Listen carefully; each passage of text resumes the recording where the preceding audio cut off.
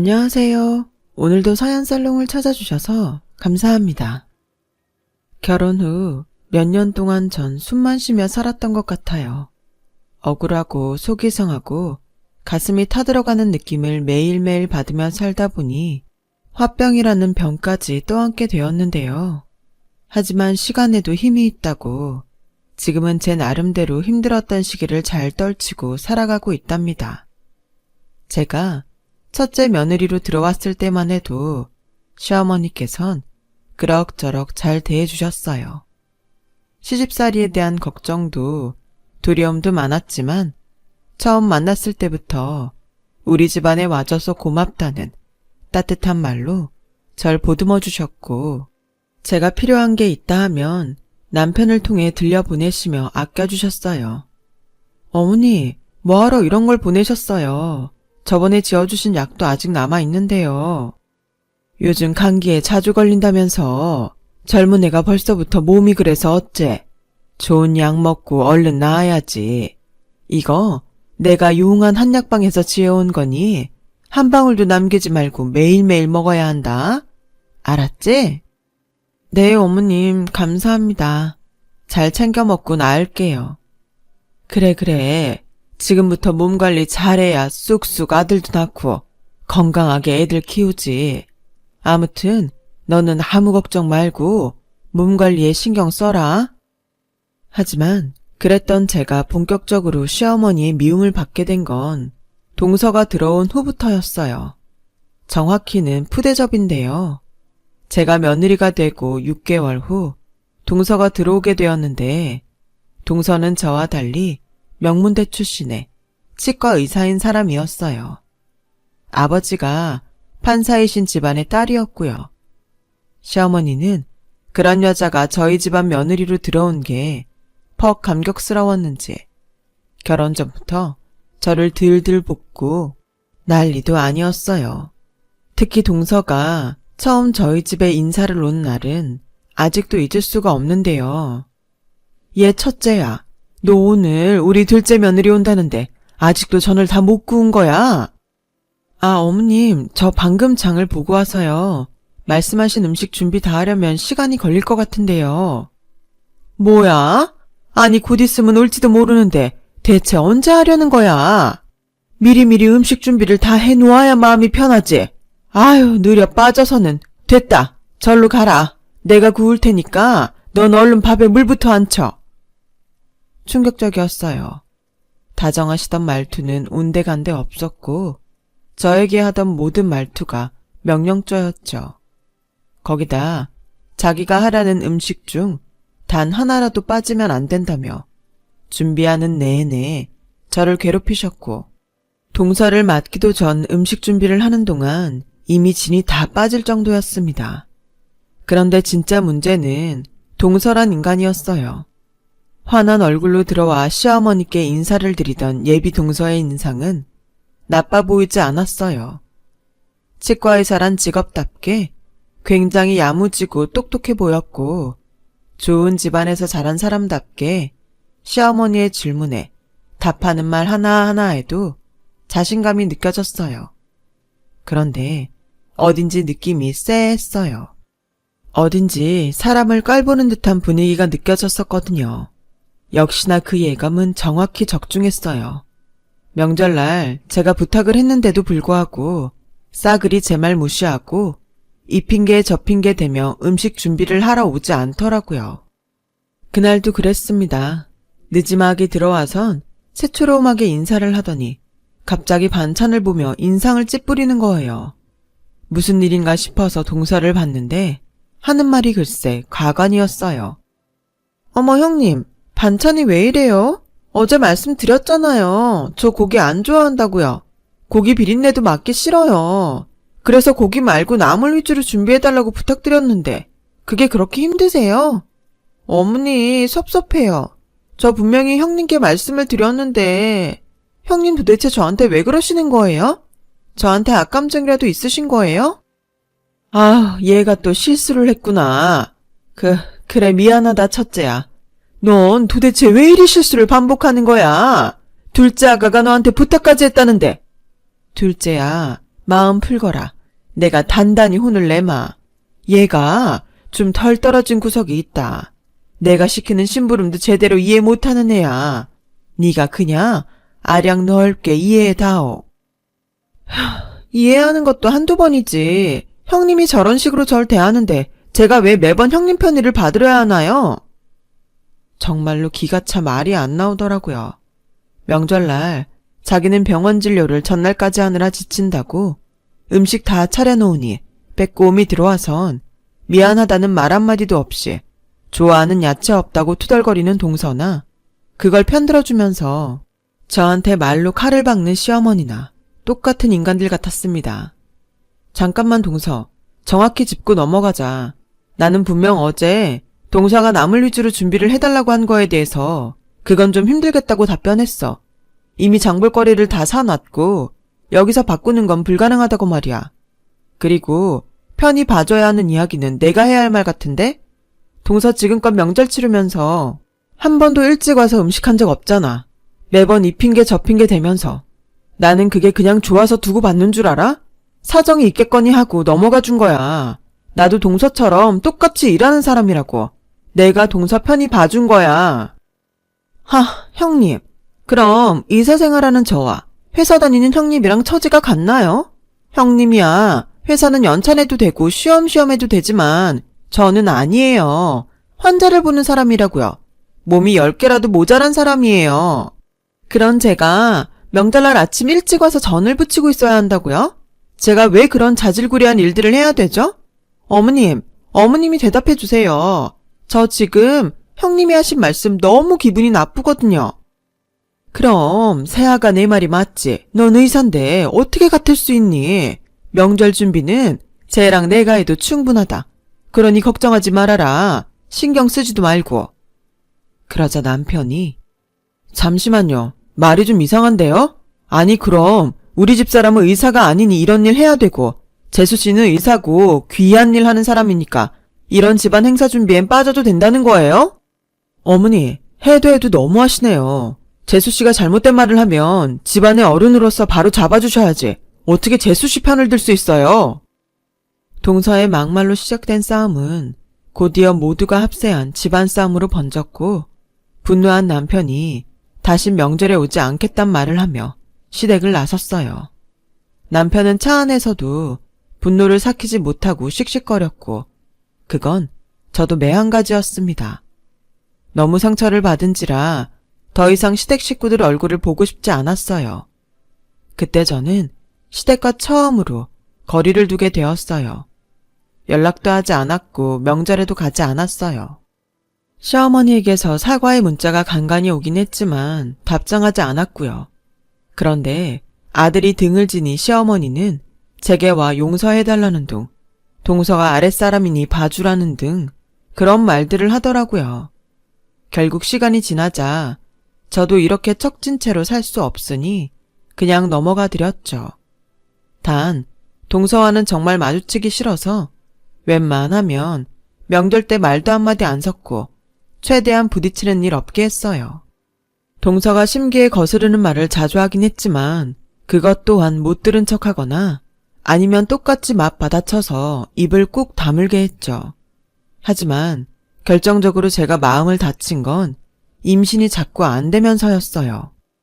얘, 또 소식이 없는 거야? 이제 좀 지겹다. 내가 이 아픈 허리로 교회에 나가 새벽 기도하면서 헌금을 한 달에 50만 원을 낸다. 그런데도 소식이 없으면 이거 너한테 무슨 문제라도 있는 거 아니니? 내 아들한테 문제가 있을 리는 없잖아. 어머니, 좀 기다려보세요. 저희도 노력하고 있어요.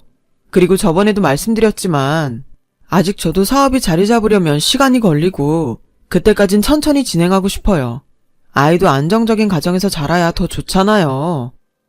그 말도 한두 번이지. 내가 이러다 몸에서 사리가 나오겠다. 내가 애초에 제 임신 안 되는 애인 거 알았으면 이 집안에 들이질 않았어. 시골 농부 딸을 내가 뭐 좋다고 우리 집안에 들였겠니? 우리 정용이가 어떻게든 쟤랑 결혼하겠다 해서 들인 거란 말이야. 그럼 애라도 순풍순풍 잘 낳아줄 것이지? 우리 아들 대 못 이으면 어떡하니? 아유, 여보. 시어머니는 그날 돌아가신 시아버지를 부르며 바닥을 뒹구셨어요. 근데 사실 애 못 가지는 게 저만의 문제도 아닐 것이고, 또 남편이 회사를 막 나왔기 때문에 저희 집 형편상 아이를 바로 낳아 기르는 것도 약간 걱정이 되던 차였는데, 시어머니는 그런 현실적인 문제는 안중에도 없이 오로지 손주만을 바라셨어요. 그것도 아들 손주요. 그렇게 시어머니의 닥달은 계속되었고 저도 남편도 지쳐갔습니다. 그러던 중 저희 부부는 난임 검사를 받게 되었고, 부부 둘 다 정상이지만 원인 불명의 난임이라는 결과를 듣게 되었어요. 한마디로 시간이 필요하다는 말이었고, 어쩔 수 없이 지금처럼 노력할 수밖에 없는 현실이었어요. 솔직히 막상 결과를 듣고 나니까 마음이 쓰리긴 했어요. 난임으로 고통받는 여자들이 지금도 많지만 저 때도 있었고, 저도 그런 경우가 될까봐 무서웠거든요. 그런데 시어머니의 막말은 끝이 없더라고요. 심지어 그러던 중 동서가 임신을 하게 되면서 저는 정말로 찬밥 신세가, 아니 하녀 신세가 되어버렸는데요. 아우, 우리 둘째 아가가 임신을 했다고? 당연히 아들이겠지? 이 기특한 것, 첫째 며느리나 아무리 애를 써도 안 되는 걸 너는 아주 쉽게 해오는구나. 내가 예전에 점을 봤는데 나한테 며느리 복이 있단 말을 누가 했거든. 그게 대체 뭔 말인가 했는데 아가 널 보고 하는 말이었나 보다. 얘 첫째야, 너 과일 안 가까우고 뭐하니? 내가 임신한 며느리를 시켜야겠어? 어머님도 참, 아니에요 어머님. 제가 해야죠. 형님도 저번처럼 예민하게 나오시면 어쩌려고요. 저 형님 무서워서 이제 집안일은 제가 해야 마음이 놓인다니까요. 두 사람 이제 그만하세요. 또 저희 집사람 바보 만드는 겁니까? 아주버님 알겠어요. 누가 보면 제가 형님 괴롭히기라도 하는 줄 알겠네요. 형님, 과일 아직이에요? 저 너무 먹고 싶은데 배고파 죽겠어요. 동서는 은근슬쩍 저를 비꼬기 바빴고, 시어머니는 임신이 안 되는 걸 탓하기라도 하는 듯 저를 시켜 먹으려고 했어요. 보다 못한 남편이 한마디 했지만 동서는 더더욱 얄밉게 굴었죠. 저는 그냥 묵묵히 과일을 깎아 내놓았어요. 차라리 이 집구석에 휘말릴 바에야 그냥 해달라는 대로 해주고 얼른 저희 집으로 가서 쉬는 게 나을 것 같았거든요. 그런데 시어머니가 기어이 선을 넘더군요. 예, 설거지거리 쌓여있더라. 얼른 마무리해야지. 놔두면 냄새난다. 내 성격 알지? 임신하면 어디 손도 못 쓰나요? 시어머니는 동서 과일도 못 갖게 하더니 이제는 설거지까지 저한테 다 떠맡기시더라고요. 동서는 당연하다는 듯 웃으며 저를 쳐다보고 있고요. 그러면서 저 때문에 형님이 고생이 많아요 하고 한마디 던지는데 열받아 죽는 줄 알았어요. 지금 사람 약 올리는 것도 아니고 말이죠. 제가 고생이 많은 줄 알면 본인이 나서야 할 텐데 엉덩이를 깔고 움직일 기미를 보이지 않으니 이건 그냥 저만 죽어라 고생하라는 말이었어요. 그렇다고 여기서 임신한 동서에게 설거지하라고 윽박지르는 것도 웃기고, 하고 싶은 말이 목구멍까지 차올라 왔지만 부처님의 마음으로 겨우 참아 넘겼어요. 제가 쌓인 설거지를 하는 동안에도 두 사람은 계속해서 미주알 고주알 이야기를 이어갔어요. 하하호호 거실에서 웃음이 끊이지 않더군요. 아, 어머님, 이거 저번에 백화점 갔다가 어머님 생각이 나서 하나 사와봤어요. 어머님께 이 색깔이 너무 잘 어울릴 것 같은 거 있죠? 어머나 세상에, 이게 뭐야?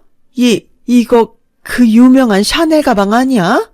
저번 달에도 하나 사주더니 생일도 아닌데 내가 이 귀한 걸 받아도 될지 모르겠구나. 아우, 고마워라.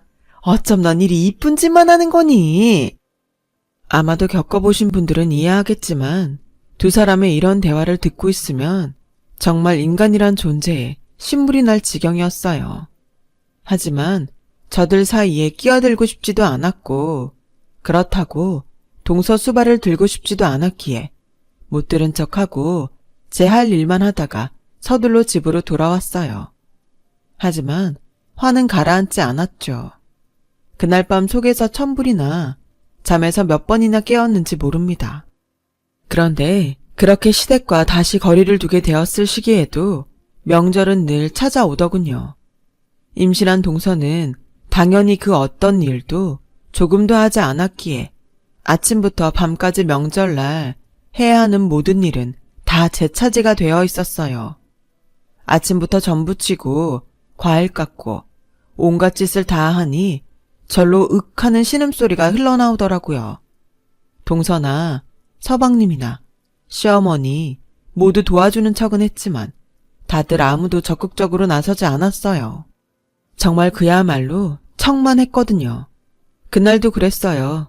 시댁 식구들은 부엌에 들어와 도와줄까요? 묻더니 제가 대답도 하기 전에 거실로 홀라당 가버리고 남편만이 절 도와서 겨우겨우 명절 준비를 거의 끝내가던 참이었어요. 여보, 당신 고생이 많아. 얼른 이것만 끝내고 우리도 집 가자. 그래요. 나도 오랜만에 무리해서 그런가 허리가 뻐근하네. 그런데 그때였어요. 동서가 기어이 또 성질을 긁더군요. 고단하게 일을 다 끝내고 이제 좀 쉬겠다 싶었을 때 동서가 갑자기 저보고 그러는 거예요. 형님, 나 족발이 먹고 싶은데 족발 좀 사다 주면 안 돼요? 동서, 고기라면 질색하던 사람이 임신했는데 역하지 않아? 아니요. 오히려 임신하니까 고기가 더 땡기는 거 있죠? 저 족발 대짜로 사다 주세요. 부탁해요. 아우, 우리 아가가 족발이 땡기는구나. 그럼 얼른 사다 줘야지. 예, 이 돈으로 사와라. 지금까지 이 고생을 하며 일을 끝내고 겨우 숨을 돌려 쉬려던 차에 족발 주문이라니 어이가 없어 입을 벌리고 서 있는데 동서는 오늘 못 먹으면 죽을 기세로 징징거리더라고요. 뱃속의 아이가 족발을 너무 원한대나? 족발 안 먹으면 오늘 잠을 못 잘 것 같다나 이런 말들을 하면서요. 동서, 미안한데 내가 지금 몸이 아파서. 여보, 당신이 좀 갔다 와줄 수 있어요? 알겠어. 내가 갔다 올게. 당신 쉬고 있어.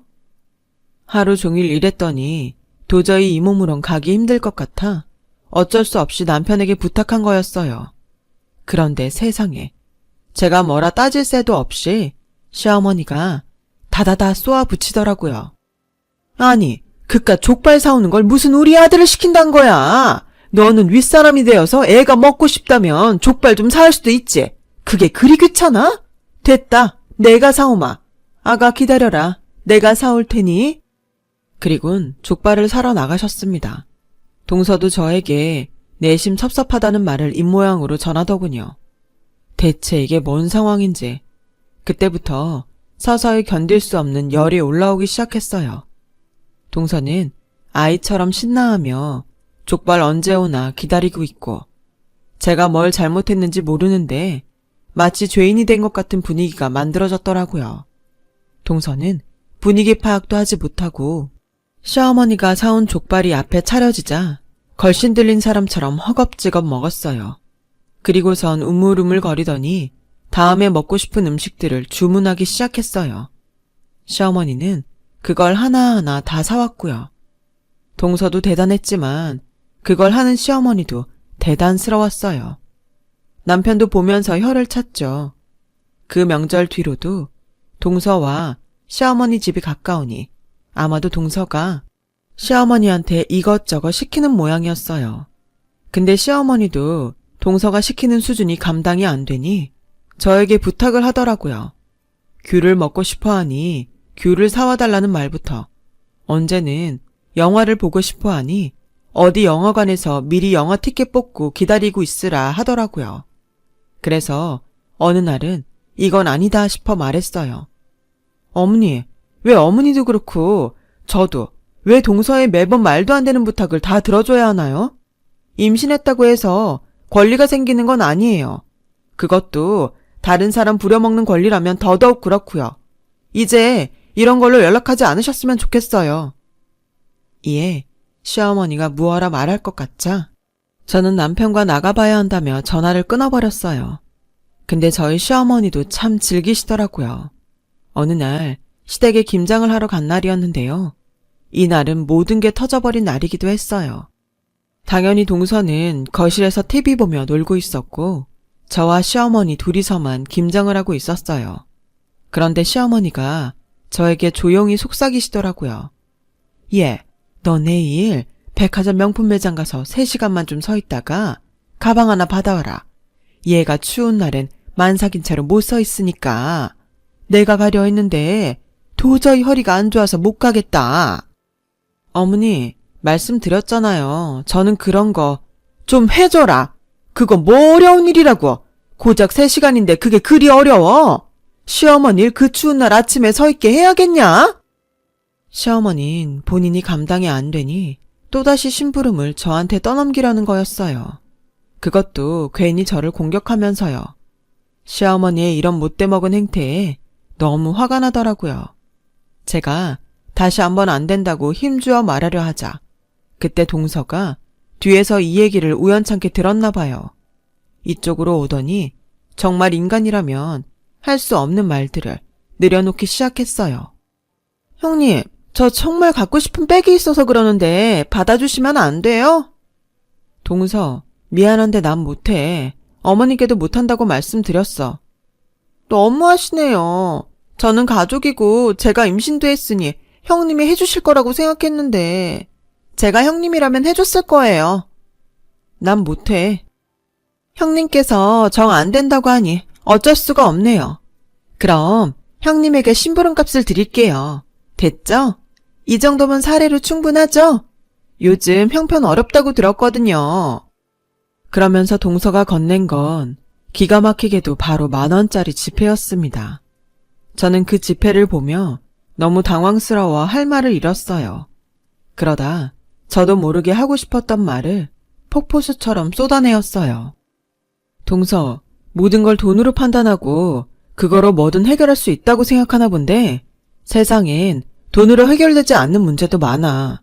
나 동서가 억을 준다 해도 명품 매장 앞에 서서 동서 준다고 그 짓거리 하진 않아. 알겠어? 그러니까 사람 부려먹는 것도 정도껏 해. 기가 막혀. 형님, 애도 못 낳는 주제에 이 집안에 며느리로 오셨으면 당연히 저 받아들여야 하는 거 아닌가요? 어머님도 형님 부려먹어도 된다고 말씀하셨는데요.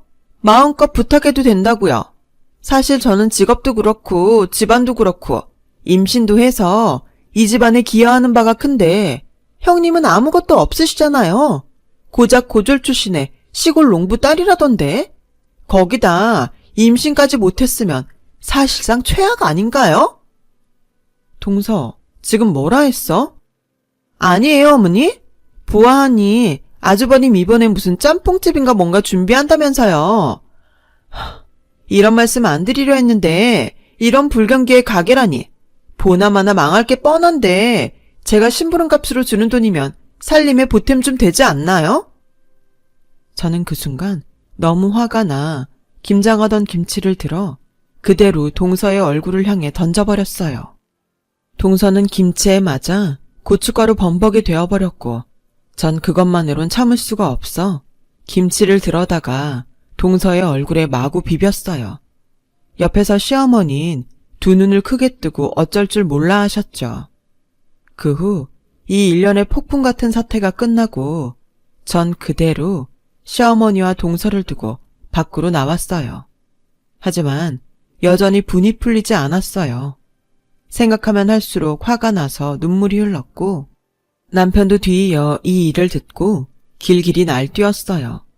하지만 저희 부부는 상황을 크게 만들고 싶지 않았고 앞으로 살면서 보는 일 없도록 하고 싶었기에 그냥 조용히 연을 끊는 걸 선택했습니다. 아마 믿었던 것 같아요. 어차피 저렇게 살아온 사람들은 결코 그 성정이 변하지 않을 거고 엮이면 저희만 피곤해질 거라는 사실을요. 그리고 대신 저희 사업하는 데에만 집중했어요. 앞서 말했지만 남편은 당시 짬뽕집을 준비하고 있었어요. 유명한 짬뽕집에 가서 레시피를 배우기 위해 홀 서빙까지 하면서 정성을 보인 탓에 사장님이 남편에게만 레시피를 알려주고 계셨죠. 저도 직장에서 마케팅 관련 일을 했기에 적극적으로 옆에서 가게 홍보를 준비하며 개업 준비를 도왔고요. 그리고 한 달 후 기적 같은 일이 벌어졌어요. 남편이 차린 짬뽕집은 무사히 개업을 하게 되었고 반년 정도 지나자 수입이 안정화되기 시작한 거예요. 요식업이 힘든 마당에 이것만으로도 인생에 큰 운이 주어진 것이라 생각하고 감사하게 여겼어요. 하지만 행운은 여기서 끝나지 않더라고요. 인생이 복이 여기서 터지기라도 한 건지 TV에서 저희 짬뽕집을 맛집으로 소개하면서 SNS에 저희 가게가 알려지게 되었고 인터넷을 보고 가게를 방문하는 손님들이 많아지셨어요.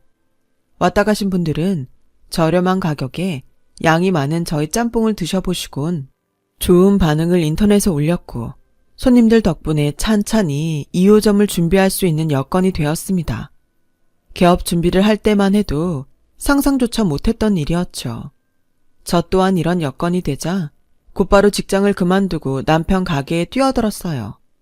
거기다 가게가 잘 되면서 드디어 꿈에 그리던 아이까지 들어섰고 복덩이 같은 아들을 낳게 되었어요.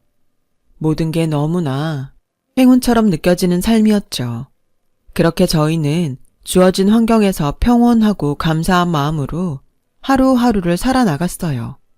물론 시댁과는 연을 끊었기 때문에 아이를 낳았다는 소식도 전하지 않았죠. 그로부터 5년이 지난 어느 날 시어머니를 다시 한번 마주치게 되었는데요. 그간 사는 소식을 알 길도 없었고 궁금하지도 않았기에 신경도 쓰지 않고 살고 있었지만 오랜만에 본 시어머니 모습은 정말 충격적이었어요. 당시 사업 미팅상 가게 된 호텔에 저희 가족이 다 같이 그 호텔에서 묵고 있었는데요. 아들이 호텔 로비에서 뛰어놀고 있다가 갑자기 저에게 달려오더니 엄마, 나 어떤 할머니한테 사탕 받았어. 하고 말하더라고요. 사탕을? 내가 청소하시는 거 도와드렸거든. 정말? 우리 아들 잘했네. 감사하다는 인사 드렸어? 아니? 감사하다고 말씀드려야지. 같이 가서 말하고 오자. 아들이 청소하시는 분을 도와드리고 거기에 답례로 아들이 이쁘다면서 사탕을 주신 모양이었어요. 감사하기도 해서 잠깐 할머니께 인사를 드리려고 일어섰어요. 아들을 따라가 보니 허리가 꼬부라지고 백발이신 할머니가 힘겹게 일을 하고 계시더라고요. 그런데 그 얼굴을 보자마자 그만 다리가 꺾일 뻔했어요. 어머님? 네가 여기를 어떻게 해? 청소부 할머니는 다름 아닌 시어머니였죠. 시어머니는 저를 보자마자 귀신이라도 마주친 것처럼 헐레벌떡 피했고 저 또한 너무 놀라 한참을 거기 서 있었습니다. 혼자 알고 있긴 찝찝해서 남편에게 이 일을 말하자 남편도 많이 혼란스러워했어요. 그러다 저희 두 사람은 고민하다 다시 그 호텔을 찾아가게 되었는데요. 그땐 또 시어머니가 그 호텔에서 근무하고 있지 않더라고요. 연락도 되지 않았고요. 그렇게 인연이 끊기나 싶었는데 그로부터 반년 후 시어머니가 저희 가게를 찾아오셨어요. 잘 지냈니 얘들아? 오랜만이구나. 남루한 행색의 시모는 저희에게 대뜸 밥을 좀 줄 수 있냐고 물으셨고 저와 남편은 놀랐지만 일단 시모가 너무 힘들고 지쳐 보여 자리에 앉혀놓고 짬뽕을 내왔어요. 시모는 짬뽕 국물을 허겁지겁 들이키더니 어느 순간에 먹지도 못하고 눈물을 뚝뚝 흘리더라고요. 그러면서 그간의 이야기를 했습니다. 나도 몰랐는데 둘째 애기가 자기 아는 사람한테 의사 자격증을 빌려주고 그 자격 대여해준 조건으로 돈을 받았다더라. 근데 어느 날 신고로 그게 알려져서 면허를 박탈당했단다. 한참 술 먹고 다니면서 나한테도 욕짓거리하고 얼마나 못되게 구는지 그걸 다 받아줬다. 근데 어쩜 이럴 수가 있는지 우리 둘째까지 하던 사업까지 망하면서 큰 빚을 지게 된 거야. 심지어 사채까지 썼더라고. 며느리는 내 반지며 귀걸이며 값나가는 귀금속까지 훔쳐서 달아났고 그 뒤로 두 애들이랑 다 연락이 되지 않어. 미안하다. 그냥 특히 며느라가 너한테 제일로 미안하다. 이 말 하려고 여기 왔다. 그리고 시어머니는 미안하단 말씀을 하시며 거듭 고개를 숙이셨어요. 남편도 저도 처음엔 그런 시어머니의 얘기가 끝나고도 할 말이 없더군요. 그래서 시어머니가 가실 때까지만 해도 멍하니 앉아 있었어요. 너무 당혹스럽고 충격적이어서 머리를 한 대 맞은 듯 했죠. 그런데 그때 저희 아들이 시어머니를 알아보았는지 다가가 아는 척을 하더군요. 엄마, 그 할머니야. 아들이 아는 척을 하자 시어머니는 화들짝 놀라셨고 제 아들의 손을 잡으며 어쩔 줄 몰라 하시더라고요. 그 모습을 보자 차마 시어머니를 내칠 수가 없었어요. 어찌되었건 아들에겐 할머니였으니까요. 결국 저도 시어머니 상태가 너무 안 좋아 보여서 그냥 보내기엔 마음에 걸렸고 시어머니를 집 안으로 일단 들였어요. 마음이 참 복잡했습니다. 이렇게 남루한 모습으로 찾아오니 가엾기도 하고 전에 당했던 일들이 생각나 괜히 분하기도 하고 그 이후 시어머니는 저희 아들을 돌봐주시면서 열심히 속죄하려 하셨어요. 저에게 진심으로 미안하다며 눈물을 지으시고 용서를 비셨죠. 그러다 보니 저도 이상하게 얼어있던 마음이 조금씩 풀리더라고요. 몇 년이 지났지만 지금도 전 시어머니와 함께 지내고 있어요. 시어머니는 과거 자신이 저질렀던 잘못을 뉘우치는 모습을 보여주고 계시고 또 용서하고 받아준 저에게 무척 고마워하고 있어요. 솔직히 가끔 시어머니를 보면 옛날의 일들이 떠오르기도 하지만 어쩐지 제게 진심으로 미안해하는 모습을 보면 그냥 그 상처도 좀 무뎌져 가는 느낌이 들어요. 참 이상하죠. 정말 용서할 수 없는 사람이라 생각했는데 시간이 약이라고 어찌되었든 살부비고 살아가게 되네요. 이렇게 결국 잘 지내게 될 걸. 시어머니는 왜 저에게 그리 못되게 구셨는지.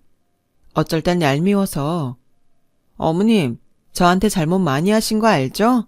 그거 다 갚으셔야 해요. 라고 말하곤 합니다. 그러면 그래야지. 다 갚고 갈 거다. 당연히 그럴 거야. 고맙다 며느라. 우리 며느리. 하면서 제 손을 잡아주세요. 아무튼 오늘 주저리 제 얘기를 해보았는데 쓰면서 어쩐지 옛날 생각도 나고 지난 과거를 흘려보내는 것 같아 마음에 많은 위안이 되었네요. 제 이야기는 여기까지입니다. 들어주신 분들 모두 감사하고요. 여러분의 가정에 평안함이 가득하길 바랄게요. 모두 건강하세요. 여러분, 사연 댓글에 응원과 현명한 조언 부탁드려요. 좋아요와 구독은 저에게 큰 힘이 됩니다. 오늘도 좋은 일 가득하세요.